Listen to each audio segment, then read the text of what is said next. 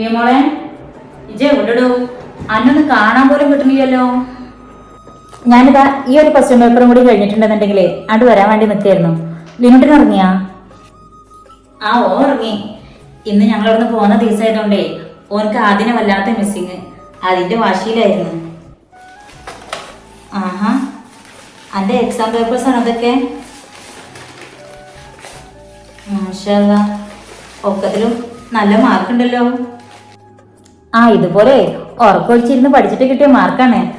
അല്ല ആന്റിയെ, ഇപ്പൊ കിടന്നിക്കണാ? കെടുക്കേ, അന്റെ ഇപ്പൊ രണ്ടും ഉറക്കയിക്കണം. എന്തേ? ഉറങ്ങിയാ? ബെസ്റ്റ്. കോളേജ് കഴിഞ്ഞ് വന്ന പാടെ എന്നോട് സീരിയസ് ആയിട്ട് എന്തൊരു കാര്യം പറയാണ്ടെന്ന് പറഞ്ഞ നാളെ എന്റെ വാപ്പ. എന്നിട്ട് ഇപ്പൊ അതേ കിടന്ന് ഉറങ്ങിക്കണം. ക്ലാസ് കഴിഞ്ഞ് വന്ന പാടാന്ന് വെച്ചാല് നമ്മളെല്ലാരും കൂടിയുള്ള ബഹളയിലും പിന്നെ കുഞ്ഞോളുമാമി ആരിസ്മാമനും പോണ ആ ഒരു തിരക്കിലും ഒക്കെ പാടിയിട്ട് ഞാനത് ചോദിക്കാനും വിട്ട്. ഇപ്പൊ ഓർമ്മ വന്നതാ. അപ്പോ പഠിപ്പും കഴിഞ്ഞാണ്ട് ഇപ്പനോട് സമാധാനത്തിലിരുന്ന് ചോദിക്കാലോ എന്ന് വിചാരിച്ചിട്ട് വരാൻ നിൽക്കിയിരുന്നു. അതാണോ ഇപ്പൊ പറയാൻ വിചാരിച്ച കാര്യം? ഞാൻ പറഞ്ഞാലോ?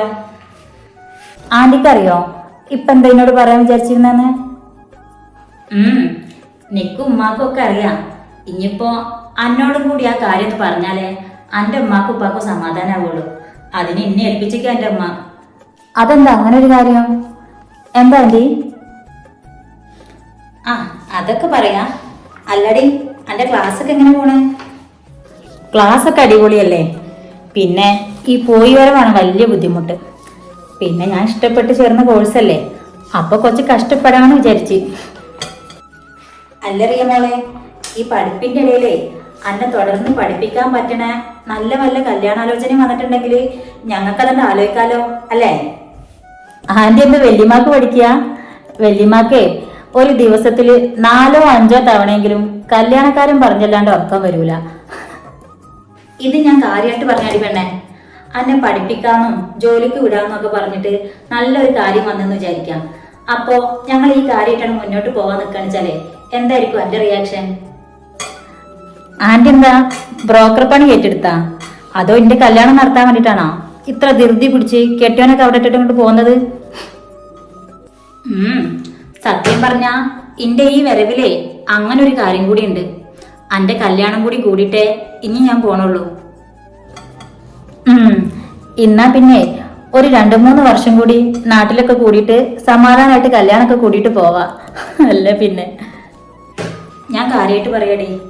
ആരിസ് മാമന്റെ അമ്മായിന്റെ കുടുംബത്തിൽ നിന്ന് അനക്കൊരു കല്യാണക്കാര്യം വന്നിട്ടുണ്ട്. ആഹാ, എന്നിട്ട് അന്വേഷിച്ചു നോക്കുമ്പോ കാര്യം നല്ല കാര്യമാണ്. അന്നെ പഠിപ്പിക്കാനും ജോലിക്ക് വിടാനും ഒക്കെ ഓൽക്കൊരു എതിർപ്പില്ലേനും. അത് ശരി. ചെക്കന്റെ ഫാമിലിയും ചെക്കനും ഒക്കെ അന്നെ 1-2 തവണ കണ്ടിട്ടുണ്ട്. അന്നെ ഓൽക്കൊക്കെ നല്ലോണം ഇഷ്ടമായിക്കണം. ഞങ്ങളെല്ലാരും നല്ല ചെക്കന്റെ ഫോട്ടോ കണ്ട് അനക്ക് നന്നായിട്ട് ചേരും. ആഹാ, ഫോട്ടോ ഒക്കെ കണ്ട? അവിടെ വരെ എത്തിയ കാര്യങ്ങളൊക്കെ. എന്നിട്ട് എന്നാ കല്യാണം? അത് തീരുമാനിച്ചില്ല? ഞാൻ സീരിയസ് ആയിട്ട് തന്നെ പറയാനറിയാ. അന്നെ ഈ കാര്യങ്ങൾ പറഞ്ഞ് മനസ്സിലാക്കാനേ അന്റെ അമ്മ ഇപ്പോ ഇന്നങ്ങോട്ട് പറഞ്ഞയച്ചത്.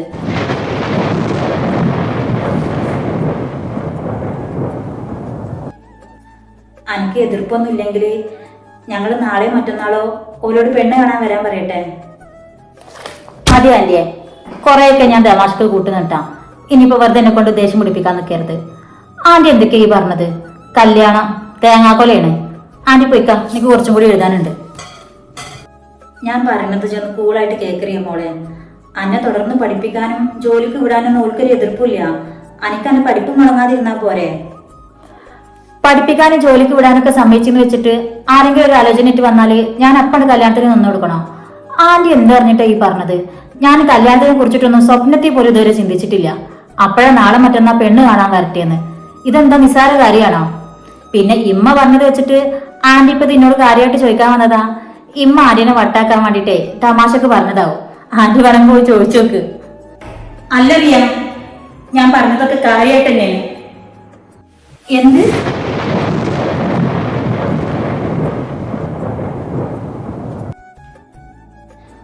ഇമ്മയുടെ കുട്ടി മറുത്തൊന്നും പറയരുത്. അനക്ക് ഉമ്മാനോടും ഉപ്പാനോടും ശരിക്കും സ്നേഹം ഉണ്ടെങ്കിൽ ഈ കല്യാണത്തിന് സമ്മതിക്കണം. ഇമ്മ എന്തൊക്കെയാ ഈ പറഞ്ഞത്? എന്താ ആൻറ്റിയെ ഇമ്മ അങ്ങനൊക്കെ പറഞ്ഞേ? സൽമാത, അനക്കെൻ്റെ പഠിപ്പ് മുടങ്ങാതിരുന്ന പോലെ റീമോളെ, അതിനൊക്കെ പറ്റുന്ന കൂട്ടക്കാരൻ തന്നെയാണിത്. ഇമ്മയുടെ കുട്ടിക്കാരത്തിന് അങ്ങനെ സമ്മതിച്ചാളെ ഇമ്മയുടെ മുന്നിൽ ഇപ്പൊ വേറെ ഒരു നിവർത്തി ഇല്ലാഞ്ഞിട്ടാണ്.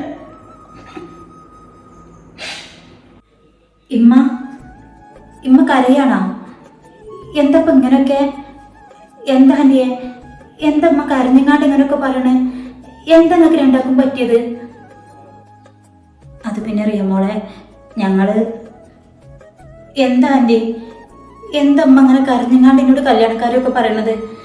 ഇന്നേ കാര്യങ്ങൾ ആരും എന്നോട് ഇങ്ങനെ ഒന്നും പറഞ്ഞിട്ടില്ലല്ലോ. ഞാൻ എന്തെങ്കിലും തെറ്റ് ചെയ്തോ? എന്തമ്മ, ഞാൻ എന്ത് തെറ്റ് ചെയ്തിട്ടാ എന്നോടിപ്പോൾ ഇങ്ങനെയൊക്കെ പറയണത്? ഇമ്മയുടെ കുട്ടി ഒരു തെറ്റും ചെയ്തിട്ടില്ല. പക്ഷേ ഇമ്മക്കിപ്പോ ഇങ്ങനൊരു കാര്യം എന്നോട് ആവശ്യപ്പെട്ടല്ലാതെ വേറൊരു വഴിയില്ല. ഈ കാര്യത്തിന് സമ്മതിച്ചില്ലെങ്കിൽ പിന്നെ ഇമ്മക്കിപ്പോ എൻ്റെ മുഖത്ത് നോക്കാൻ പോലും പറ്റില്ല. അതെന്താ ആൻറ്റിയെ? എന്തിനമ്മ അങ്ങനെ കരഞ്ഞ് കല്യാണത്തിന് സമ്മതിപ്പിക്കുന്നത്? എന്തിനാ? എന്താ കാര്യം? എന്തിനു വേണ്ടിയിട്ടമ്മ? ഇപ്പാക്ക് വേണ്ടിയിട്ട്. ആ പാവത്തിൻ്റെ സന്തോഷ സമാധാനമൊക്കെ എൻ്റെ കയ്യിലപ്പോ ഹിജായിട്ട് അതില്ലാണ്ടാക്കരുത്.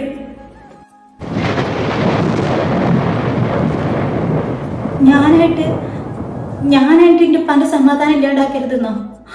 അതിന് ഞാനിപ്പോൾ എന്ത് കാട്ടിയത്? എന്തമ്മ, എന്താ കാര്യം? ആൻറ്റി എന്താണ്, എന്തിനമ്മ അങ്ങനെ കരയണത്?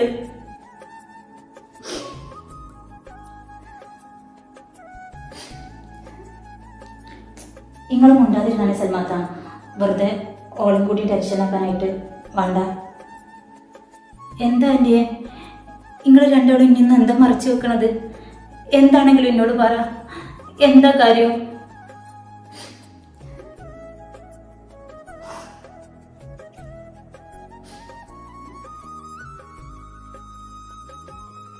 എന്താ ആൻറ്റിയെ, എന്താണെങ്കിലും എന്നോട് പറ. ഞാൻ അറിയാത്ത എന്തോ ഇവിടെ നടക്കുന്നുണ്ട്. എന്താണ്? ഇജ് കരുതും പോലെ ഒന്നല്ല റിയ. ഇജ് ഞാൻ പറഞ്ഞ കാര്യങ്ങളൊന്ന് സമാധാനമായിട്ട് കേൾക്ക്. ഒക്കെ ഞാൻ എന്നോട് പറയാം. പറ ആൻറ്റി, എന്താ പ്രശ്നം? നോക്ക് സൽമാത്ത, ഇനി റിയ മോളിന്ന് ഒന്നും ഒളിച്ചു വെച്ചിട്ട് കാര്യമില്ല. മാത്രമല്ല, ഓളിപ്പോൾ ചെറിയ കുട്ടിയൊന്നുമല്ലല്ലോ. നമ്മളെ ഈ കുടുംബത്തിൽ നടക്കുന്ന കാര്യങ്ങളൊക്കെ അറിയാനും മനസ്സിലാക്കാനും ഒക്കെ ഉള്ള പ്രായം പക്വതയൊക്കെ പോൾക്കുമായില്ലേ. അതുകൊണ്ട് കാര്യങ്ങളൊക്കെ ഓളോട് തുറന്നു പറയാം.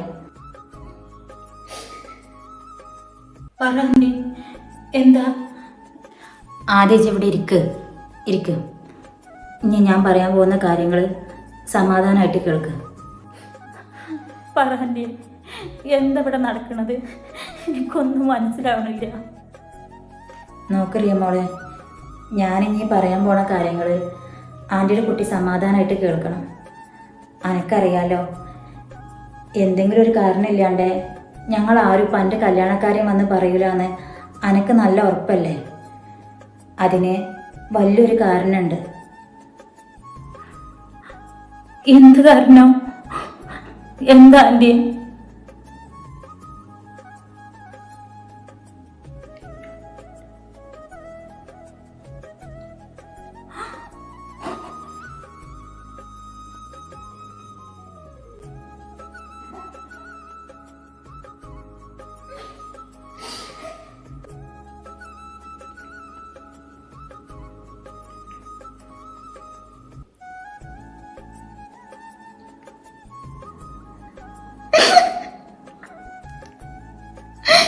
അപ്പൊ എന്നുപ്പാക്ക്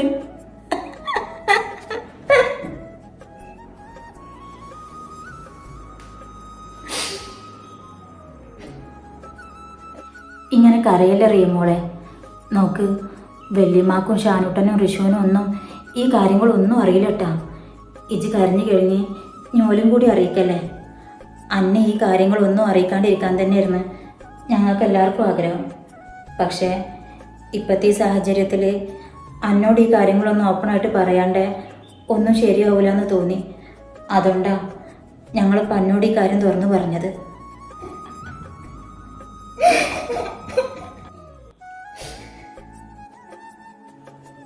ഇപ്പാടെ സർജറി കഴിയും വരെ ഇങ്ങളാരും കാര്യങ്ങളൊന്നും അറിയരുതെന്ന് ഇപ്പാക്ക് നിർബന്ധമുള്ള കാര്യമായിരുന്നു. പക്ഷേ ഇന്നിപ്പോൾ എന്നോട് ഞങ്ങൾക്കിത് തുറന്ന് പറയേണ്ടി വന്ന്. പക്ഷേ അതിപ്പോൾ അറിയണ്ട. ഇജ്ജ് തിരഞ്ഞിക്കണമെന്ന് അറിഞ്ഞാൽ ഇപ്പാക്കത് താങ്ങാൻ പറ്റില്ല.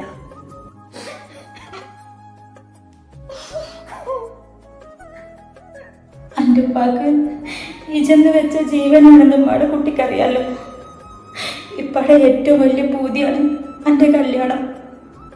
സർജറിക്ക് പോകും മുന്നേ അത് നടത്തി കാണണമെന്ന് ഉപ്പാക്ക് വല്ലാത്ത പൂതിയുണ്ട്. ഇമ്മയുടെ കുട്ടി അതിനെതിരൊന്നും നിൽക്കരുത്.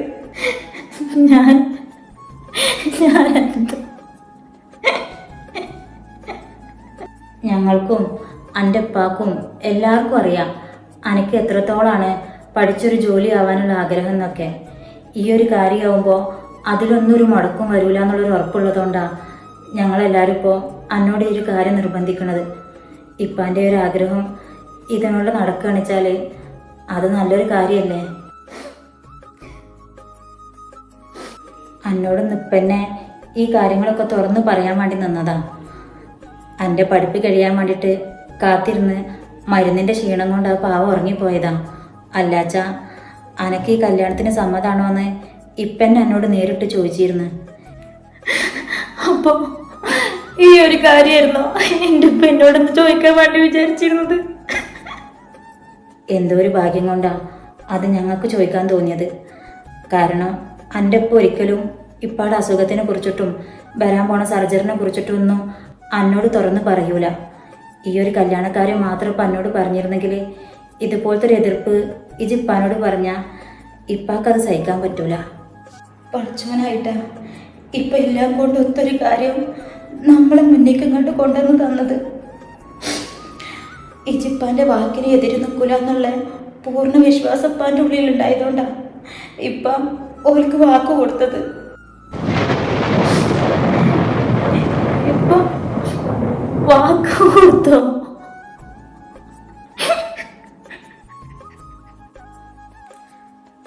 എൻ്റെ കല്യാണമാണ് ഇപ്പാൻ്റെ ഏറ്റവും വലിയ ആഗ്രഹം. സർജറിക്ക് പോകും മുന്നേ അത് നടത്തി കാണാൻ ഇപ്പാക്ക് നല്ലോണം പൂതിയുണ്ടറിയാം മോളെ. ഈ ഒരു കാര്യം കൂടി വന്നപ്പോൾ ഇപ്പാൻ്റെ സന്തോഷം ഞങ്ങളൊക്കെ നേരിട്ട് കണ്ടതാ. അത് ഇനി വേണോ വേണ്ടേ എന്നുള്ളത് എൻ്റെ കയ്യിലാണ്. ഇജാത്തിനൊരു തീരുമാനം പറയേണ്ടത്.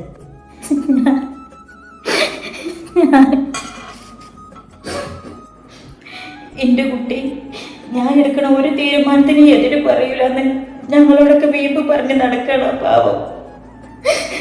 ഇജായിട്ട് അതിൻ്റെ സന്തോഷം ഇല്ലാണ്ടാക്കല്ലേ മോളെ. ഞാൻ ഈ ഒരു കാര്യത്തിനെ കുറിച്ചിട്ടാ ഇപ്പൊ 2 ദിവസം മുന്നേ എന്നോട് ചോദിച്ചിരുന്നുള്ളത് എനിക്കറിയായിരുന്നില്ല. ഞാൻ നിങ്ങളോടൊക്കെ എന്താ പറയാ? എമ്പാട് കുട്ടി ഒന്നും പറയണ്ട. എനിക്കറിയാലോ നാളിന്നേ വരെ നല്ലൊരു ജീവിതം നമ്മളെപ്പാക്ക് ഉണ്ടായിട്ടില്ല. ആവണ കാലം മുതലേ മറ്റുള്ളവർക്ക് വേണ്ടി ജീവിച്ച് തീർത്തത് ആ പാവം. ഇതൊക്കെ നല്ല മനസ്സുകൊണ്ട് പ്രവാസം അവസാനിപ്പിച്ചപ്പോ നാട്ടിൽ കൂടിയിട്ടേ ഉള്ളൂ. അപ്പോൾ തന്നെ ഇതാ വിധി ഈ രൂപത്തിലും പരീക്ഷിച്ച്.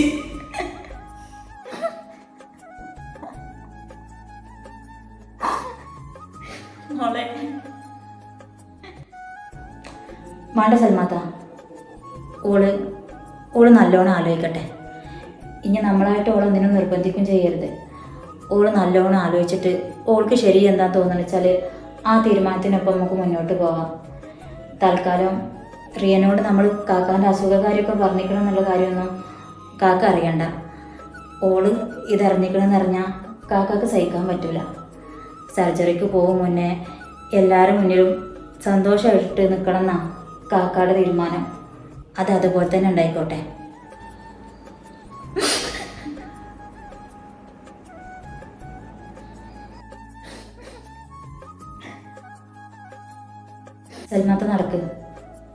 കുറച്ചേരം ഒറ്റയ്ക്കിരുന്ന് നല്ലോണം ആലോചിക്കട്ടെ. ആലോചിച്ചിട്ട് ഓൾക്ക് ശരി എന്താണെന്ന് തോന്നുന്ന കാര്യം അതോളം നമ്മളോട് നാളെ പറഞ്ഞോളൂ.